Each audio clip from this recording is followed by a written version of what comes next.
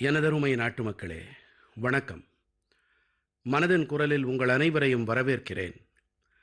இன்றைய நாட்களில் சாம்பியன்ஸ் கோப்பைக்கான போட்டிகள் நடைபெற்று வருகின்றன. அனைத்து இடங்களிலும் கிரிக்கெட்டுக்கான சூழல் நிலவி வருகிறது. கிரிக்கெட்டில் சதம் அடிப்பதில் இருக்கும் புளகாங்கிதம் என்ன என்பதை நாம் அனைவருமே நன்கறிவோம். ஆனால் இன்று நான் உங்கள் அனைவரிடத்திலும் கிரிக்கெட்டை பற்றி அல்ல, பாரதம் விண்வெளியில் சதம் அடித்திருப்பதை பற்றி உரையாட இருக்கிறேன். கடந்த மாதம்தான் இஸ்ரோ விண்ணில் செலுத்திய 100வது செயற்கைக்கோளின் சாட்சியாக தேசமே இருந்தது. இது வெறும் எண்ணிக்கை மட்டுமல்ல, மாறாக அன்றாடம் புதிய உச்சங்களை ஸ்பரிசிக்கும் நமது உறுதிப்பாட்டையும் அடையாளப்படுத்துகிறது. நமது விண்வெளி பயணம் மிக எளிய முறையிலே தான் தொடங்கியது. இதிலே ஒவ்வொரு அடியிலும் சவால்கள் இருந்தன.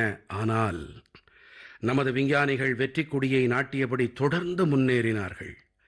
காலப்போக்கில் விண்வெளியின் இந்த பாய்ச்சலில் நமது வெற்றிகளின் பட்டியல் நீண்டு கொண்டே போகத் தொடங்கியது. ஏவுகலன் அமைப்பதாக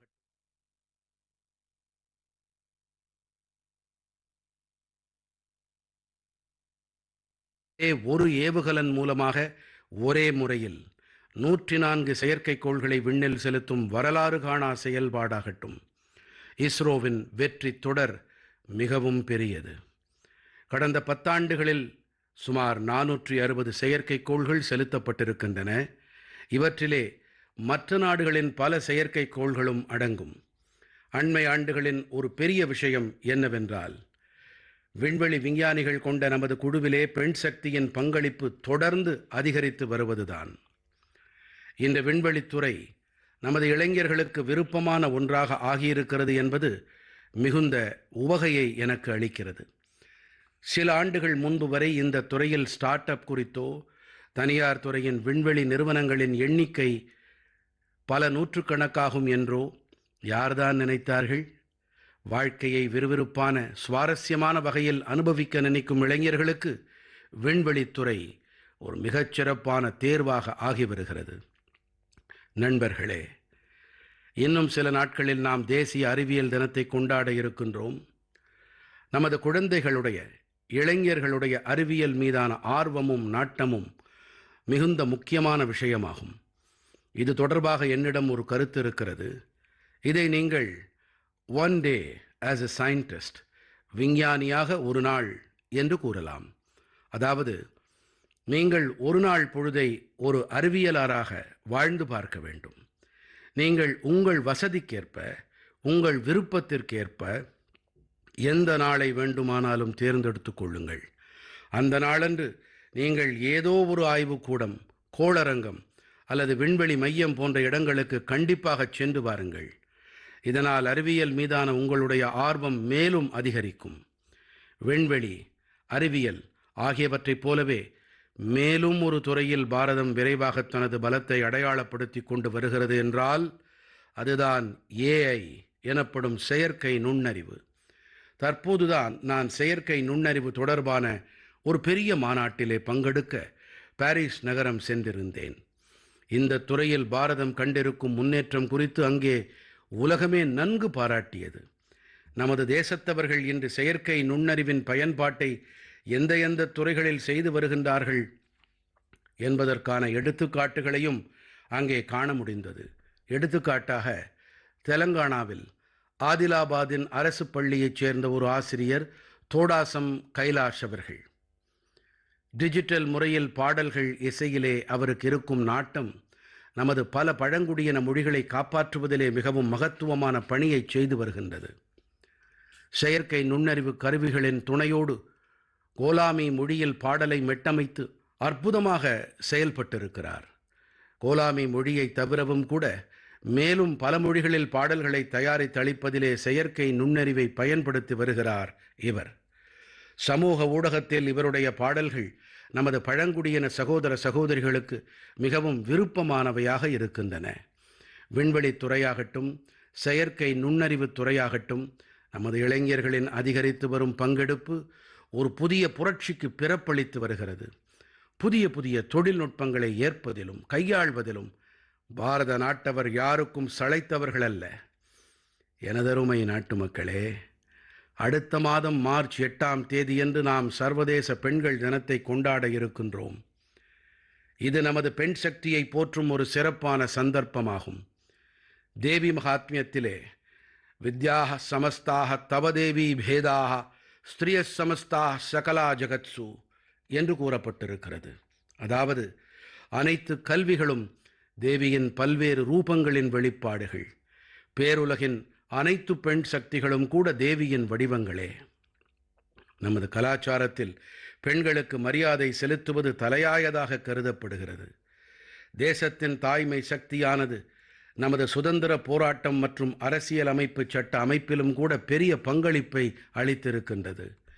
அரசியல் நிர்ணய சபையில் நமது தேசக்கொடியை அமைத்தளிக்கும் வேளையிலே ஹன்சா மெஹ்தா அவர்கள் கூறியதை நான் அவருடைய குரலிலேயே உங்கள் அனைவரிடமும் பகிர்ந்து கொள்ள விரும்புகிறேன். It is in the fitness of things that this first flag that will fly over this august house should be a gift from the women of India. மாட்சிமை பொருந்திய இந்த மன்றத்தின் உச்சியில் பறக்கும் இந்த முதல் கொடி இந்திய பெண்களின் பரிசாக இருப்பது என்பது சால பொருத்தமானது. நாம் காவி நிறத்தை அணிந்தோம், நாம் போராடினோம், அவதைப்பட்டோம், தேசத்தின் விடுதலைக்காக தியாகங்கள் புரிந்தோம். நாம் இன்று நமது இலக்கை எட்டியிருக்கிறோம். நமது சுதந்திரத்தின் இந்த அடையாளத்தை அளிப்பதன் மூலம் நாம் மீண்டும் ஒரு முறை தேசத்திற்கு நமது சேவைகளை அளிக்கிறோம். மகத்தானதொரு இந்தியாவை உருவாக்கவும் நாடுகளுக்கிடையே தலையாய நாடாக நமது நாடு உருவாக்கப்படுவதற்கும் நாங்கள் மீண்டும் ஒரு முறை அர்ப்பணிக்கிறோம். நாம் அடைந்திருக்கும் சுதந்திரத்தை பேணி பாதுகாக்கும் உயர்வான நோக்கத்திற்காக பாடுபடவும் எங்களை நாங்கள் அர்ப்பணிக்கிறோம். Working for a greater cause to maintain the freedom that we have achieved. நண்பர்களே, ஹன்சா மெஹ்தா அவர்கள் நமது தேசிய கொடியை அமைப்பது தொடங்கி அதற்காக தியாகங்கள் புரிந்த நாட்டின் அனைத்து பெண்களின் பங்களிப்பை முன்வைத்திருக்கிறார். நமது மூவண்ண கொடியில் காவி நிறத்திலிருந்தும் கூட இந்த உணர்வு உயிர்ப்படைகிறது என்று இவர் கருதுகிறார். நமது பெண் சக்தி பாரத நாட்டை சக்தி படைத்ததாக, வளமானதாக ஆக்குவதிலே மதிக்க முடியாத பங்களிப்பை அளிக்கும் என்று அவர் தன் நம்பிக்கையை வெளிப்படுத்தினார். இன்று அவருடைய கூற்று மெய்ப்பட்டிருக்கிறது.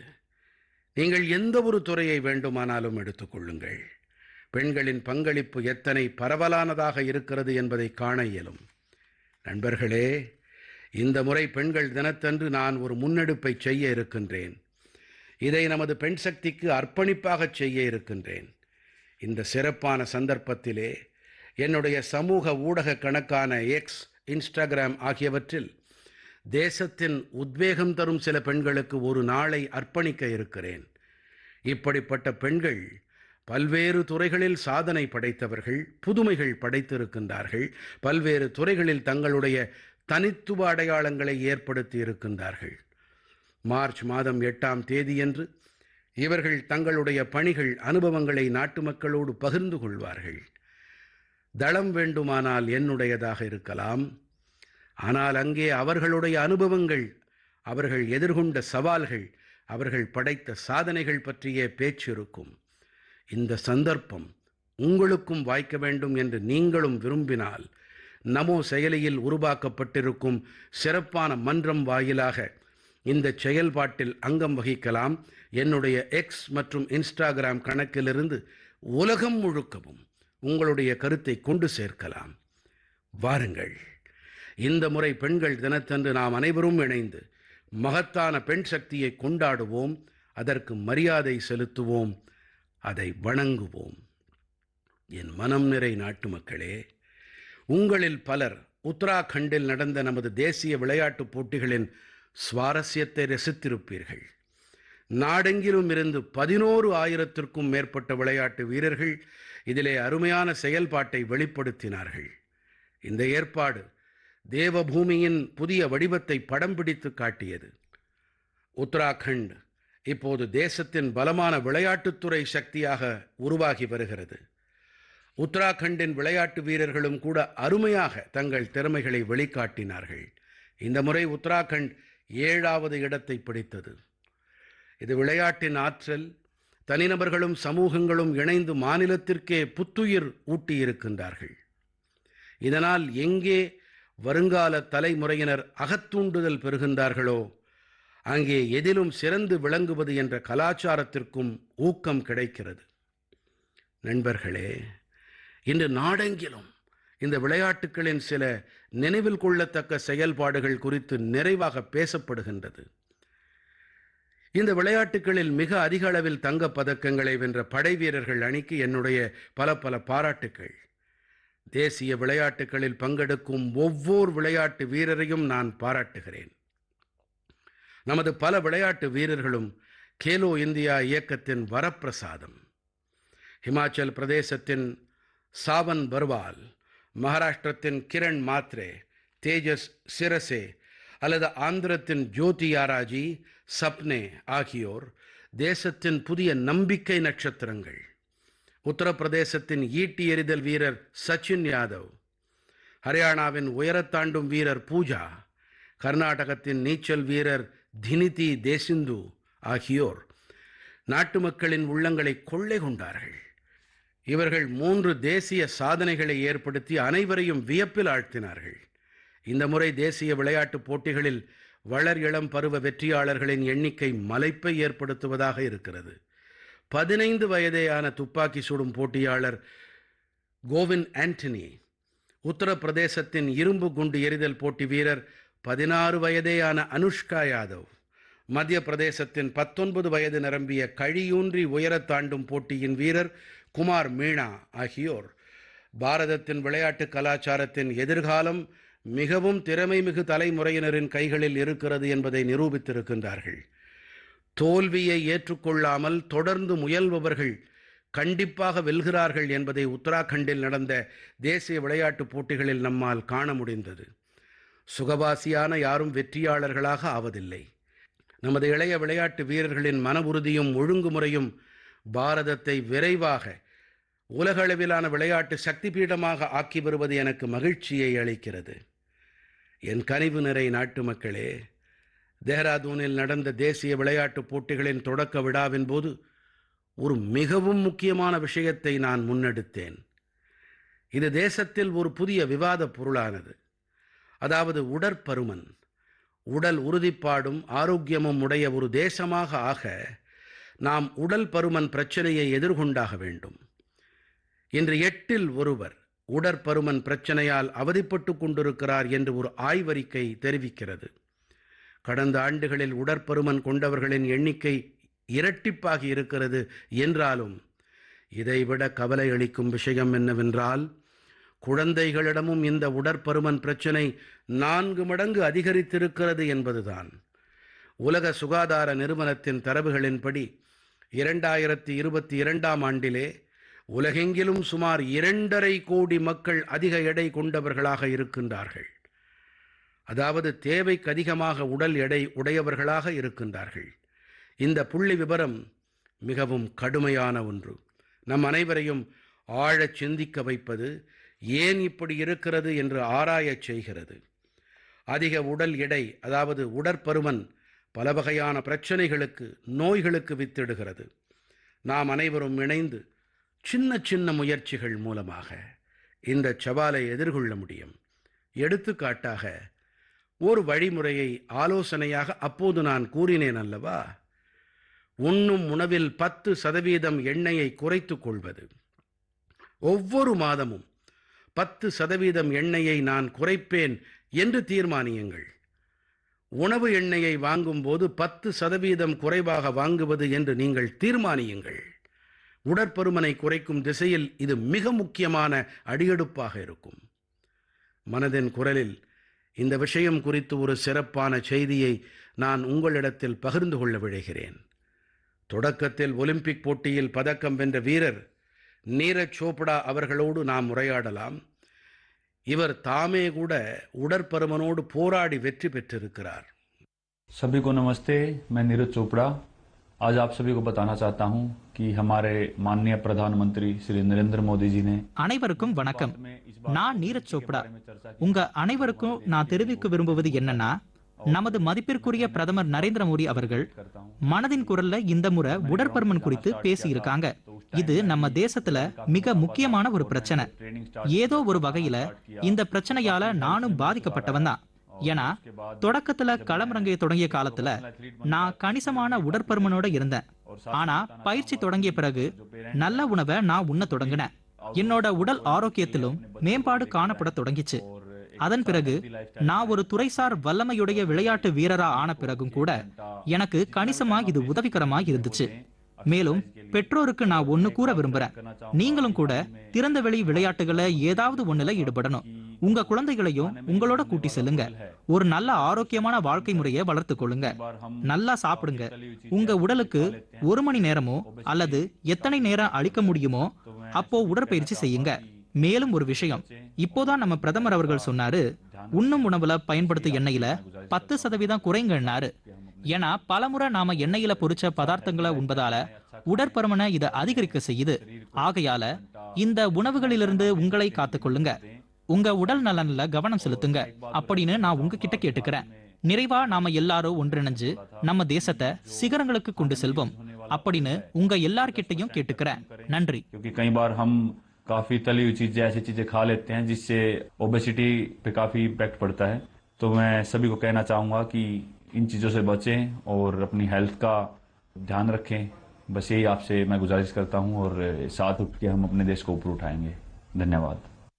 நீரஜ் அவர்களே, உங்களுக்கு பல பல நன்றிகள்.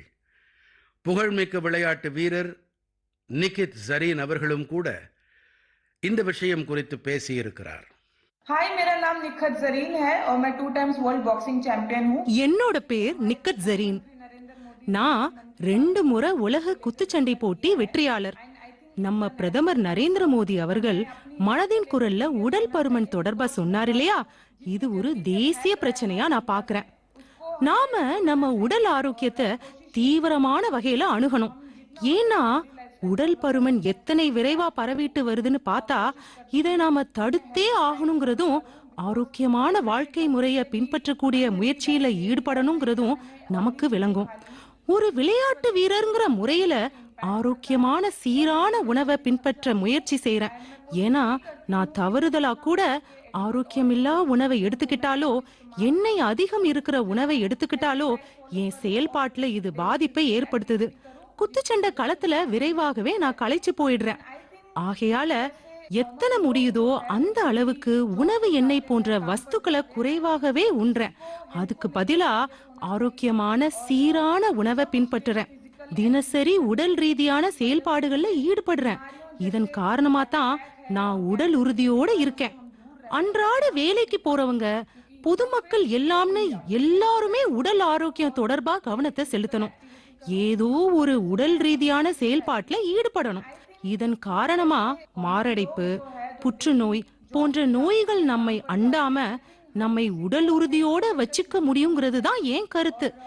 ஏன்னா நாம உடல் உறுதியோட இருந்தா இந்தியாவும் உடல் உறுதியோட இருக்கும். हार्ट अटैक है और कैंसर जैसी बीमारियों से हम दूर रहे और अपने आप को फिट रखें, क्योंकि हम फिट तो इंडिया फिट. நிகித் அவர்கள் உண்மையிலேயே சில அருமையான விஷயங்களை சொல்லி இருக்கிறார். வாருங்கள், இப்போது நாம் டாக்டர் தேவி ஷெட்டி அவர்கள் கூறுவதை கேட்போம். இவர் மிகவும் மதிப்புமிக்க ஒரு மருத்துவர் என்பது உங்கள் அனைவருக்கும் நன்கு தெரியும். இவர் இந்த விஷயம் குறித்து தொடர்ந்து பணியாற்றி வருகின்றார். I would like to thank our honorable Prime Minister. மிகவும் பிரபலமான தன்னுடைய மனதின் குரல் நிகழ்ச்சியில உடற்பருமன் குறித்து ஒரு விழிப்புணர்வை ஏற்படுத்தியமைக்காக நான் நமது மதிப்புமிக்க பிரதமருக்கு என் நன்றிகளை தெரிவிச்சுக்கிறேன். உடற்பருமன் அப்படிங்கிறது இன்னைக்கு ஒரு மேலோட்டமான பிரச்சனை இல்லை. இது மருத்துவ ரீதியா ரொம்ப ஆபத்தான பிரச்சனை. இன்னைக்கு இந்தியாவோட பெரும்பாலான இளைஞர்கள் உடற்பருமன் உடையவர்களா இருக்காங்க. இன்னைக்கு உடற்பருமனுக்கான முக்கியமான காரணம்னு பார்த்தா அவங்க எடுத்துக்கிற உணவோட தரம், குறிப்பா அதிகப்படியான மாவுச்சத்து, அதாவது அரிசி, சப்பாத்தி, சர்க்கரை, அதிக அளவு எண்ணெய் உட்கொள்வது. உடற்பருமன் பெரிய மருத்துவ பிரச்சனைகளான இருதய நோய், உயர் இரத்த அழுத்தம், கொழுப்பு அதிகமுடைய கல்லீரல் அப்படின்னு இன்னும் பல சிக்கல்களுக்கு வழிவகுக்குது. ஆகையால இளைஞர்களுக்கு என்னோட பரிந்துரை என்னன்னா, உடற்பயிற்சியை மேற்கொள்ளுங்க. உங்க உணவை திட்டமிட்டு உணவு கட்டுப்பாட்டை மேற்கொள்ளுங்க. ரொம்ப ரொம்ப சுறுசுறுப்பா இருங்க. உங்க உடல் எடையில கவனமா இருங்க அப்படிங்கிறது தான். மீண்டும் ஒரு முறை நான் உங்க எல்லோருக்கும் ரொம்ப ரொம்ப ஆரோக்கியமான எதிர்காலம், நல்ல அதிர்ஷ்டம், கடவுளோட நல்லாசிகளை வேண்டிக்கிறேன். Very, very happy, healthy future. Good luck and God bless. நண்பர்களே, உணவு எண்ணெயின் குறைவான பயன்பாடும் உடற்பருமனை எதிர்கொள்வதும் என்னுடைய விருப்பத் தேர்வு மட்டுமல்ல, குடும்பத்தினருக்கான நம்முடைய கடமையும் ஆகும். உணவுகளில் எண்ணெயை அதிகம் பயன்படுத்துவதால் இருதய நோய், நீரிழிவு மற்றும் உயர் இரத்த அழுத்தம் போன்ற ஏராளமான நோய்கள் ஏற்பட வாய்ப்பு இருக்கிறது. நமது உணவுகளில் சின்ன சின்ன மாறுதல்களை செய்வதன் மூலமாக நாம் நமது எதிர்காலத்தை பலமானதாகவும் உடல் உறுதியானதாகவும் நோயற்றதாகவும் ஆக்க முடியும். ஆகையால் நாம் இனியும் காலம் தாழ்த்தாமல் இந்த திசையில் முயற்சிகளை மேற்கொள்வோம். இதை நமது வாழ்க்கையில் கடைபிடிக்கத் தொடங்குவோம். இன்றைய மனதின் குரலின் இந்த பதிவிற்கு பிறகு 10 பேர்களிடம் வேண்டிக் கொள்ளுகிறேன், சவாலை முன்வைக்கிறேன். நீங்கள் உங்களுடைய உணவுகளிலே எண்ணெயின் பயன்பாட்டை 10% குறைத்துக் கொள்ள முடியுமா? கூடவே நீங்களும் உங்கள் பங்குக்கு இன்னும் 10 நபர்களிடம் இப்படி ஒரு சவாலை விடுக்க முடியுமா என்றும் கேட்டுக்கொள்ளுகிறேன்.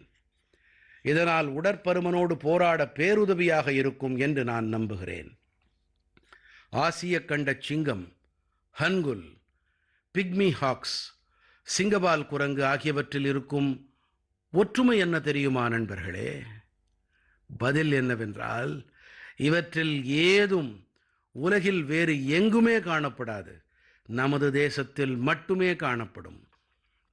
உண்மையிலேயே தாவரங்களாகட்டும் உயிரினங்களாகட்டும் ஒரு மிகப்பெரிய துடிப்புடைய உயிரின சூழல் அமைப்பு நம்மிடத்திலே இருக்கிறது. இந்த வனவிலங்குகள் நமது வரலாறு மற்றும் கலாச்சாரத்தோடு ஒன்றிக் கலந்தவை. பல உயிரினங்கள் நமது தெய்வங்களின் வாகனங்களாகவும் இருக்கின்றன. மத்திய பாரதத்தின் பல பழங்குடியினத்தவர் பாகேஸ்வரை வழிபாடு செய்கின்றார்கள். மகாராஷ்டிரத்தில் வாகோபா வழிபாட்டு பாரம்பரியம் நிலவி வருகிறது. பகவான் ஐயப்பனுக்கும் புலிக்கும் இருக்கும் உறவு மிகவும் ஆழமானது. சுந்தர்வன காடுகளில் போன் பீபிக்கு பூஜையும் அர்ச்சனைகளும் செய்யப்படுகின்றன. இந்த தேவியின் வாகனம் புலி. நம்முடைய கர்நாடகத்தின் ஹூலி வேஷா, தமிழ்நாட்டின் புலியாட்டம் மற்றும் கேரளத்தின் புலிக்களி போன்ற பல கலாச்சார நடனங்கள் இருக்கின்றன. இவை இயற்கை மற்றும் வன உயிரினங்களோடு நம்மை இணைக்கின்றன. வன உயிரின பாதுகாப்போடு தொடர்புடைய பல பணிகளில் மிக உற்சாகத்தோடு பங்களிப்பை நல்கி வரும் நமது பழங்குடியின சகோதர சகோதரிகளுக்கு நான் என் நன்றிகளை தெரிவிக்கிறேன். கர்நாடகத்தின் BRD புலிகள் சரணாலயத்தின் புலிகளின் எண்ணிக்கை தொடர்ந்து அதிகரித்து வருகிறது. இதற்கான மிகப்பெரிய பாராட்டு என்றால் சொலிகா பழங்குடியினத்தவருக்கே சாரும். இவர்கள்தாம் புலிகளை வழிபட்டு வருபவர்கள். இவர்கள் காரணமாக இந்த பகுதியில் விலங்குகளுக்கும் மனிதர்களுக்கும் இடையேயான பிணக்குகள் இல்லை என்று சொல்லும் அளவுக்கு நிலவுகிறது. குஜராத்திலும் கூட மனிதர்கள் கிர் பகுதியின் ஆசிய சிங்கங்களை பாதுகாத்து பராமரிப்பதில் மகத்துவமான பங்களிப்பை அளித்து வருகின்றார்கள். இயற்கையோடு இசைவான வாழ்வு என்றால் எப்படி இருக்கும் என்பதை இவர்கள் உலகிற்கு பறைசாற்றி இருக்கின்றார்கள். நண்பர்களே, இந்த முயற்சிகளின் காரணமாக கடந்த பல்லாண்டுகளாகவே புலி, சிறுத்தை புலி, ஆசிய சிங்கங்கள், காண்டாமிருகங்கள் மற்றும் சருகுமான் போன்றவற்றின் எண்ணிக்கை விரைவாக வளர்ந்திருப்பதோடு பாரதத்தில் வன உயிரினங்களின் பன்முகத்தன்மை எத்தனை அழகானது என்பதையும் நாம் கருத்தில் இருத்துவது பொருத்தமானது. ஆசிய கண்ட சிங்கங்கள் தேசத்தின் மேற்கு பாகத்தில் காண கிடைக்கின்றன. புலிகளோ கிழக்கு பகுதியில், மத்திய மற்றும் தென் பகுதியில் இருக்கின்றன. காண்டாமிருகங்கள் வடகிழக்கு பகுதியில் வசிக்கின்றன. பாரத நாட்டின் அனைத்து பகுதிகளும் இயற்கையிடம் புரிதலோடு இருப்பதோடு வன உயிரின பாதுகாப்புக்கும் உறுதி சேர்க்கின்றன. அனுராதா ராவ் அவர்கள் பற்றி நான் கேள்விப்பட்டேன். இவருடைய பல தலைமுறைகள் அந்தமான் நிக்கோபார் தீவுகளில் வசித்து வருகின்றார்கள். அனுராதா அவர்கள் சிறுவயதிலேயே விலங்குகள் நலனுக்காக தன்னையே அர்ப்பணித்திருக்கின்றார். 3 பத்தாண்டுகளாக இவர் மான்கள் மற்றும் மயில்களின் பாதுகாப்பை தனது வாழ்க்கை குறிக்கோளாகவே ஆக்கியிருக்கின்றார். இங்கே இருப்போர் இவரை டியர் வுமன், மான் பெண் என்றே அழைக்கின்றார்கள். அடுத்த மாதம் நாம் வன உயிரின பாதுகாப்போடு தொடர்புடைய மனிதர்களுக்கு நம்பிக்கை அளிப்போம் என்று உங்களிடம் வேண்டிக் கொள்ளுகிறேன். இந்த துறையில் இப்போது பல ஸ்டார்ட் அப்புகளும் உருவாகி வருகின்றன என்பது எனக்கு நிறைவை அளிக்கும் விஷயம். நண்பர்களே, இது 10ஆம் 12ஆம் வகுப்பு தேர்வுகளுக்கான காலம். நம்முடைய இளம் நண்பர்கள், அதாவது தேர்வு வீரர்களுக்கு அவர்கள் எதிர்நோக்கும் தேர்வுகளின் பொருட்டு பல நல்வாழ்த்துக்களை தெரிவித்துக் கொள்ளுகிறேன். நீங்கள் எந்தவிதமான அழுத்தமும் இல்லாமல் ஆக்கப்பூர்வமான உணர்வோடு உங்கள் தேர்வுகளை எழுதுங்கள். ஒவ்வொரு ஆண்டும் பரீட்சா பே சர்ச்சா, தேர்வுகளை எதிர்கொள்வோம் நிகழ்ச்சியில் நாம் நமது தேர்வெழுதும் வீரர்களுக்கு தேர்வுகளோடு தொடர்புடைய பல விஷயங்கள் குறித்து விவாதிக்கின்றோம். இப்போது இந்த நிகழ்ச்சி நன்கு நிலை பெற்ற ஒரு வடிவம் பெற்றுவிட்டது என்பது எனக்கு மகிழ்ச்சியை அளிக்கிறது. இதிலே புதிய வல்லுநர்களும் இணைந்து வருகின்றார்கள். இந்த ஆண்டு தேர்வுகளை எதிர்கொள்வோம் நிகழ்ச்சிக்கு ஒரு புதிய வடிவம் ஏற்படுத்தி தரும் முயற்சி மேற்கொள்ளப்பட்டது.